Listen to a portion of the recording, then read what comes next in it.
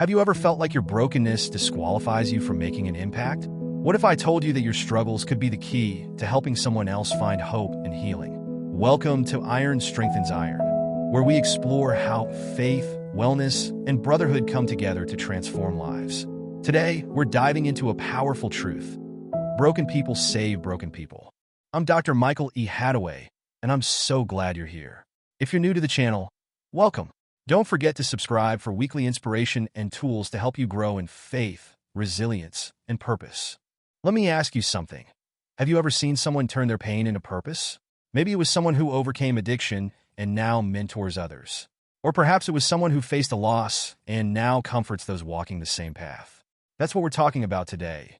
How God uses our brokenness to bring healing, not just to ourselves, but to others. Have you ever looked at your life and thought, there's no way this brokenness could ever be useful? Let me tell you something. It's through those cracks in our lives that God's light shines the brightest. Brokenness isn't the end. It's the beginning of something new. In Jeremiah 18 verse 4, we're reminded of the potter and the clay. Even when the clay is marred, the potter doesn't throw it away. Instead, he reshapes it into something even more beautiful. That's what God does with us. When I think about my own struggles, times when I felt completely unworthy, it was in those moments that I saw God work the most. He doesn't wait for us to be perfect. He meets us right in the middle of our mess and starts to transform it into something meaningful. And here's the truth. Your brokenness is not the end of your story. It's just the beginning of God's work in your life. Have you ever been deeply impacted by someone sharing their story? Maybe it was a friend, a family member, or even a stranger who opened up about their struggles and how they overcame them. In that moment, you felt less alone. You felt seen.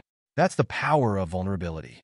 When we're brave enough to share our story, we remind others that they're not alone in their pain.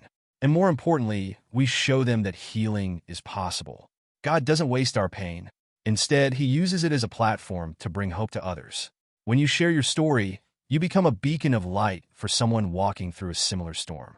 You don't have to be perfect to make an impact. You just need to be real. Your authenticity can be the very thing that inspires someone else to take their first step toward healing. Let's take a moment to really unpack this idea. Broken people save broken people. At first, it might sound counterintuitive. How can someone who's broken possibly help someone else? But think about it. Who better to understand the pain of a struggle than someone who's lived through it? God doesn't just heal us for our sake. He equips us to be a light for others. In 2 Corinthians 1 verse 4, we read, He comforts us in all our troubles, so that we can comfort those in any trouble with the comfort we ourselves receive from God. It's not about having all the answers. It's about showing up, being present, and letting your story reflect God's grace. Your brokenness can become a bridge that connects you to others, showing them that they too can find healing. When we allow God to work through our pain, it becomes a testimony. It transforms from something we'd rather hide into something that inspires and uplifts. That's the beauty of this truth. Broken people, through God's power, save broken people. Let's turn to Scripture to ground this truth. One of the most powerful verses on this topic is 2 Corinthians 1 verse 4. He comforts us in all our troubles, so that we can comfort those in any trouble with the comfort we ourselves receive from God. This verse reminds us that our healing isn't just for us. It's meant to be shared. God doesn't comfort us so we can hold on to it. He equips us to be vessels of His grace for others. Think of it this way. When we receive His comfort, it's like being handed a torch. That torch is meant to light someone else's path, especially those walking through the same valleys we've been through. And the beautiful thing is we're not sharing out of our strength, but out of His. It's not about being perfect. It's about being willing. It's about saying, Lord, use my story for your glory. That's the biblical foundation of broken people saving broken people. So, how do we take our brokenness and use it to help others? It starts with small, intentional steps. Step 1. Reflect. Spend time praying or journaling about your experiences. Ask yourself, how has God worked through my pain? When you understand your story, you begin to see its purpose. Step 2. Share. Start small. Share your story with someone you trust or in a safe group. You'd be amazed at how even a simple conversation can inspire someone else. Step 3. Listen. Sometimes, helping others isn't about giving advice. It's about being present. A listening ear can make all the difference to someone who feels unheard. And finally, remember that you don't have to do it alone. Join a community of like-minded individuals who are on the same journey. Together, we grow stronger because as iron strengthens iron, one man strengthens another. One of the biggest hurdles to sharing your story or stepping out to help others is fear. Fear of judgment. Fear of not knowing what to say. Fear that your story isn't enough.